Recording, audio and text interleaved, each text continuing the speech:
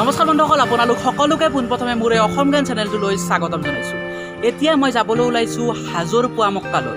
হাজো আমাৰ ঘৰৰ পৰা প্ৰায় 12-15 কিলোমিটাৰমান হ'ব আৰু তাৰ পৰা পুৱামক্কালৈ অলপ উঠি যাব লাগে, পাহাৰত উঠি যাব লাগে। মই ভাবিছোঁ আজিৰ এই ভিডিঅ'টো আপোনালোকক পুৱামক্কা দেখুৱাবলৈ লৈ যাওঁ। পুৱামক্কা কিমান ধুনীয়া, কি আছে, গোটেইখিনি এই ভিডিঅ'টো আপোনালোকক দেখুৱাবলৈ চেষ্টা কৰিম। গতিকে বলক পলম নকৰি ভিডিঅ'টো আৰম্ভ কৰোঁ আৰু আমি হাজোৰ পুৱামক্কালৈ যাই হাজোৰ পুৱামক্কাৰ সকলোখিনি প্ৰাকৃতিক সৌন্দৰ্য উপভোগ কৰোঁ। এতিয়া আমি গৈ আছোঁ হাজোৰ পুৱামক্কালৈ। আপোনালোকক আজি হাজোৰ পুৱামক্কাৰ প্ৰাকৃতিক সৌন্দৰ্যৰ লগতে হাজোৰ পুৱামক্কা কেনেকৈ হ'ল, গোটেইখিনি কথা, ইতিহাস, হাজো পুৱামক্কাৰ ইতিহাস গোটেইখিনি কথা ক'বলৈ চেষ্টা কৰিম। মই নকওঁ, হাজো পুৱামক্কাৰ মেইন মানুহৰ লগত কথা পাতি আছোঁ। হাজো পুৱামক্কাৰ পৰিচালনা কমিটিৰ সভাপতিৰ লগত কথা পাতিম। আপোনালোকক গোটেইখিনি কথা জনাই আছোঁ। কেৱল আপোনালোকে ভিডিঅ'টো চাই থকা সকলোৱে গোটেইখিনি আপোনালোকে হাজোৰ পুৱামক্কাৰ প্ৰাকৃতিক সৌন্দৰ্যৰ লগতে হাজো পুৱামক্কাৰ ইতিহাসৰ বিষয়ে জানিব পাৰিব। বিকাশক গাড়ী চলাবলৈ দিছোঁ ৰ'ব, বিকাশক ড্ৰাইভিং চিটত বহাইছোঁ আৰু মই পিছফালে বহি ভিডিঅ' কৰি যাই আছোঁ পুৱামক্কালৈ।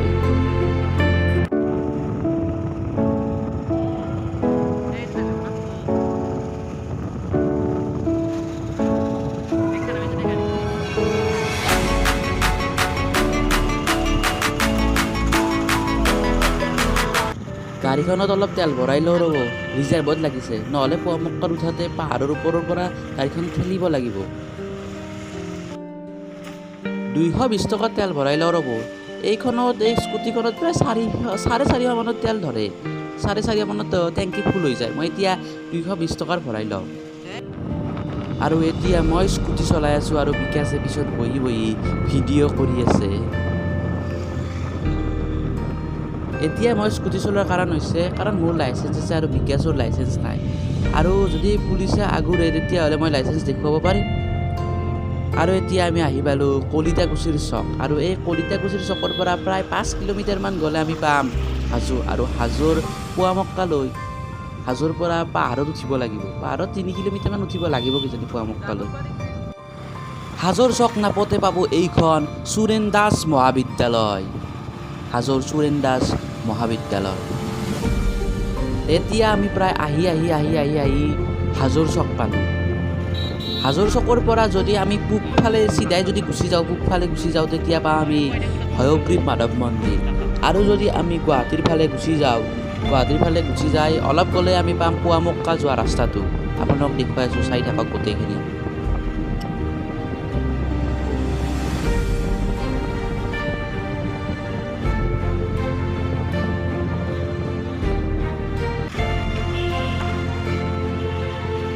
এইটো হৈছে হাজোৰ চক, আৰু যদি আপোনালোকে পূবফালে সোমাই যায় তেতিয়া পাব হয়গ্ৰীৱ মাধৱ মন্দিৰ, আৰু যদি এনেকৈ ঘূৰি যায় তেতিয়া আপোনালোকে গুৱাহাটীৰ ফালে যাব পাৰিব। আৰু আমি এতিয়া গুৱাহাটীৰ ফালে যোৱা ৰাস্তাটোলৈ যাই আছোঁ, কাৰণ তাত আছে পুৱামক্কা যোৱা গেটটো। আৰু সেই যে পাহাৰ দেখিছে, সেই পাহাৰৰ একেবাৰে ওপৰলৈ উঠি যাব লাগিব, আৰু সেই পাহাৰৰ একেবাৰে ওপৰত আছে পুৱামক্কা। এতিয়া আমি পালোঁ হাজোৰ পুৱামক্কালৈ যোৱা গেটখন, আৰু এই ৰাস্তাটোৰে আপোনালোকে সোমাই যাব লাগিব হাজোৰ পুৱামক্কালৈ।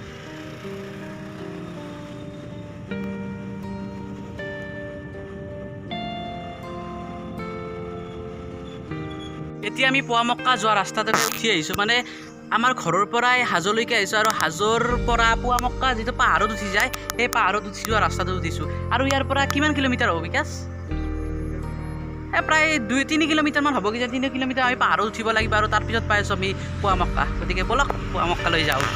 পুৱামক্কালৈ যোৱা ৰাস্তাটোৰ পৰিৱেশটো ধুনীয়া, তাত পাহাৰৰ মাজে উঠিব লাগিব না। আপোনালোকে গোটেইখিনি চাওক, বঢ়িয়া লাগিব, মানে বহুত ভাল লাগিব। যাওঁতে ভিডিঅ' কৰি আছোঁ, গোটেইখিনি চাই লওক আপোনালোকে। গতিকে বলক। আৰু ইয়াৰে পৰা আৰম্ভ হয় হাজোৰ পুৱামক্কালৈ উঠা ৰাস্তা, মানে পাহাৰত উঠা ৰাস্তা আৰম্ভ হয়। ইয়াৰ পৰা মানে ওপৰলৈ আৰু পাহাৰত উঠি যাই থাকিব লাগিব, মানে ওপৰ ফালে যাব লাগিব। আপুনি নামিব নোৱাৰে, নামা জেগা নাই, উঠা জেগাই, ওপৰ ফালে উঠি যাই থাকিব লাগিব। গাড়ীৰ পূৰা পিক আপ দিয়ক আৰু উঠি যাই থাকক একেবাৰে ওপৰ ফালে।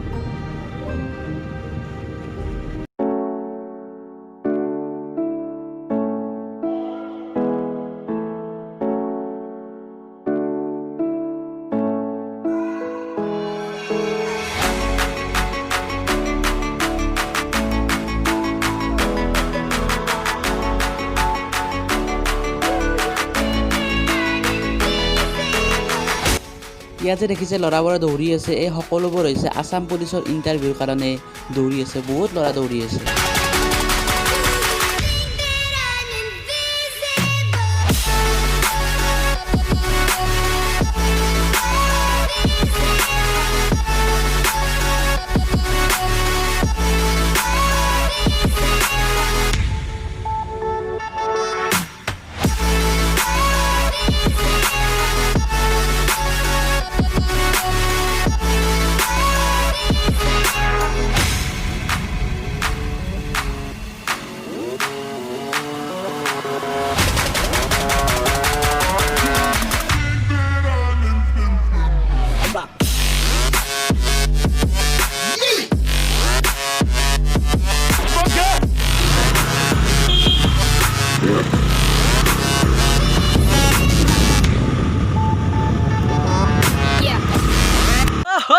চাওক আপোনালোকে, এয়া হৈছে আমাৰ অসম আৰু এয়া হৈছে আমাৰ হাজোৰ পুৱামক্কা, মানে পুৱামক্কা পোৱাই নাই।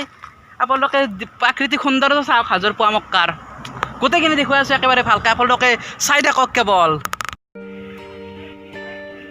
পূৰা একদম বাহিৰৰ দৃশ্য যেন লগা হৈছে, চাওকচোন আপোনালোকে, ভিউ চাওক ভিউ।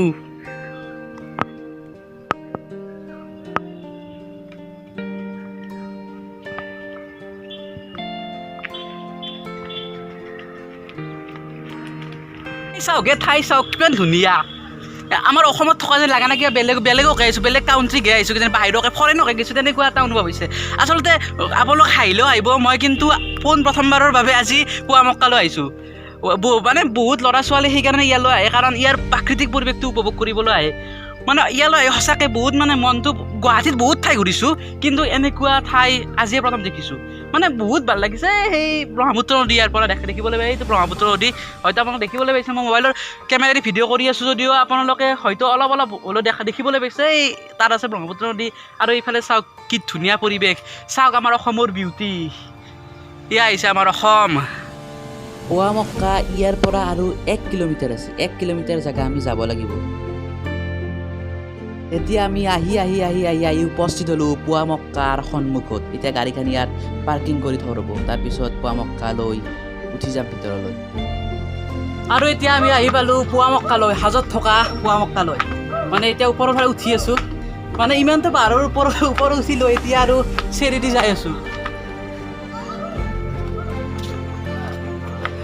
যদি খোজকাঢ়ি আহিব লগা হ'লহেঁতেন ইমান জেগা, বিকাশ যদি খোজকাঢ়ি আহিব লগা হ'লে কি কৰিলোঁ আধা টকাক পেলাই দিব লাগিলেহেঁতেন, যদি আমি ইমান জেগা যদি খোজকাঢ়ি আহিলোঁ হয়। মানে মোৰ এইখিনি উঠাতে ভাগত ধৰিছে, কাৰণ মোৰ ফেটছটো বহুত বেছি আছে। এই পুৱামক্কাত কিছু কাম চলি আছে, মানে কিবা কিবি কাম চলি আছে পুৱামক্কাত। এতিয়া এইবোৰ বাছ কৰি আছে, এনেকৈ কাম চলি থকাৰ কাৰণে।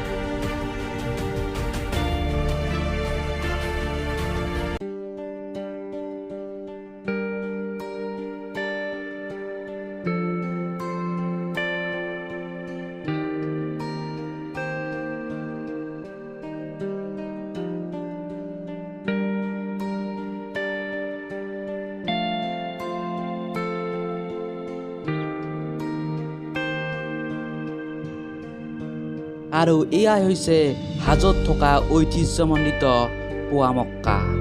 আপোনালোকে দেখিবলৈ পাই আছে, এয়া হৈছে হাজোত থকা পুৱামক্কা।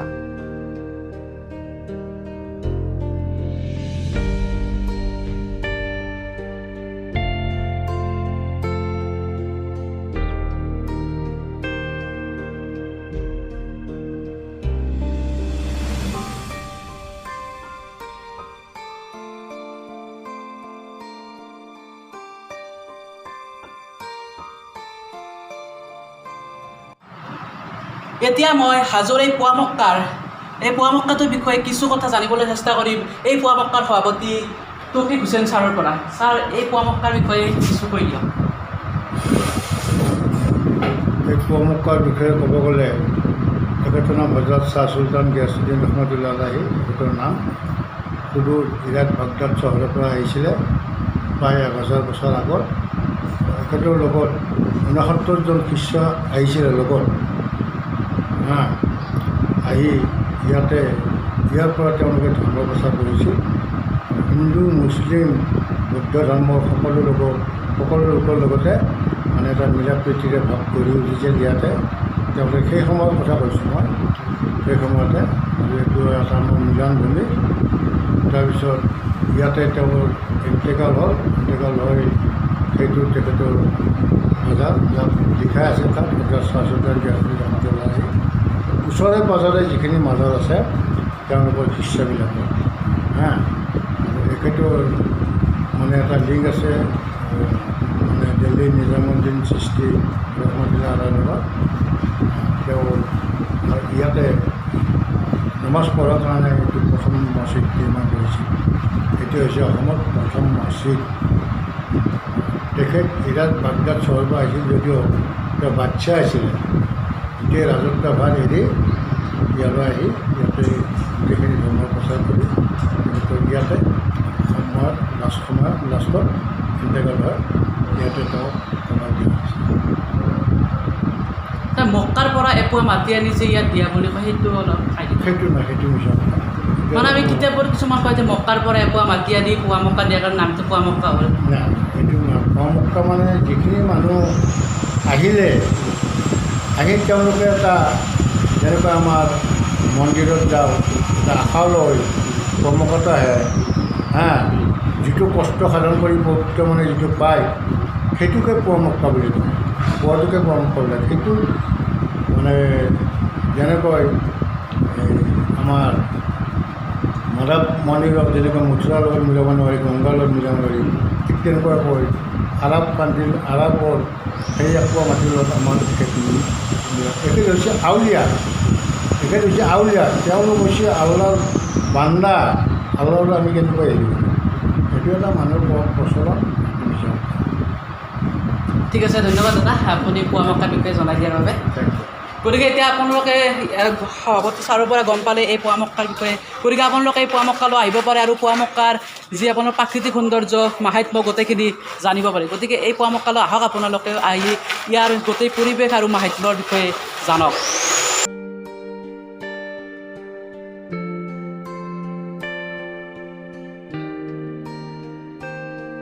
গতিকে এয়াই আছিল হাজোৰ পোৱা মক্কা। আপোনালোকক যিমান পাৰোঁ মই হাজোৰ পোৱা মক্কা দেখুৱাবলৈ চেষ্টা কৰিলোঁ আৰু আপোনালোকক জনাবলৈ চেষ্টা কৰিলোঁ হাজোৰ এই পোৱা মক্কাৰ বিষয়ে কিছু কথা। গতিকে আপোনালোকক মই দেখুৱাবলৈ চেষ্টা কৰিলোঁ হাজোৰ পোৱা মক্কা আৰু হাজোৰ পোৱা মক্কাৰ বিষয়ে কিছু কথা। আপোনালোকেতো গম পালেই সভাপতি মহোদয়ৰ পৰা। গতিকে আপোনালোকে আহিব পাৰে এই পোৱা মক্কালৈ আৰু আপোনালোকে এই পোৱা মক্কাৰ আহি এই প্ৰাকৃতিক যিটো সৌন্দৰ্য সেইটো চাই খুবেই ভাল পাব। কিন্তু ধুনীয়া লাগে মানে ইয়াৰ পৰাই চাওক আপোনালোকে। চাওক কি মানে মোবাইলত যদি ভালকৈ দেখাও নাই আপোনালোকে আহক ইয়ালৈ আহি চাওক মানে কি ধুনীয়া মানে এটা পৰিৱেশ। গতিকে এয়াই আছিল হাজোৰ পোৱা মক্কা। মই আজিৰ এই ভিডিঅ'টোত আপোনালোকক হাজোৰ পোৱা মক্কা দেখুৱাবলৈ চেষ্টা কৰিলোঁ। অন্য এটা ভিডিঅ'ত মই আপোনালোকক পঞ্চতীৰ্থ গোটেইখন পঞ্চতীৰ্থ দেখুৱাবলৈ হাজোত থকা গোটেইখন পঞ্চতীৰ্থ মাধৱকে আদি কৰি গোটেইখন কেদাৰনাথ গোটেইখন পঞ্চতীৰ্থ দেখুৱাবলৈ চেষ্টা কৰিম। গতিকে আজিৰ ভিডিঅ'ত এইখিনি আছে। যদি আপোনালোকৰ ভিডিঅ'টো ভাল লাগিল ভিডিঅ'টো সকলোৱে শ্বেয়াৰ কৰি দিয়ক। ভিডিঅ'টো কেনে হৈছে কমেণ্ট বক্সত জনাব আৰু যদি এতিয়ালৈকে আপোনালোকে মোৰ চেনেলটো ছাবস্ক্ৰাইব কৰা নাই চেনেলটো ছাবস্ক্ৰাইব কৰি ল'ব, কাৰণ এই চেনেলটোত মই এনেকুৱা ধৰণৰ ভিডিঅ' প্ৰায় আপলোড কৰি থাকোঁ। গতিকে অন্য এটা ভিডিঅ'ত লগ পোৱাৰ প্ৰতিশ্ৰুতি আজিলৈ ইমানে। ধন্যবাদ। আৰু এতিয়া যাওঁতে অলপ ভিডিঅ' কৰি ভিডিঅ' চাই লওক, মানে যাওঁতে ধুনীয়া লাগে বোলে। যেতিয়া গাড়ীখন ষ্টাৰ্ট বন্ধ কৰি পাহাৰৰ পৰা নামাই দিম মজা লাগিব। অলপ চাওক, উপভোগ কৰক।